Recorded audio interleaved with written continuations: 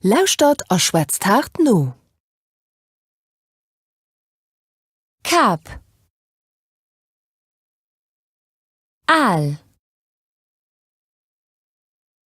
Lachen, Spruch, Molen, Lucht,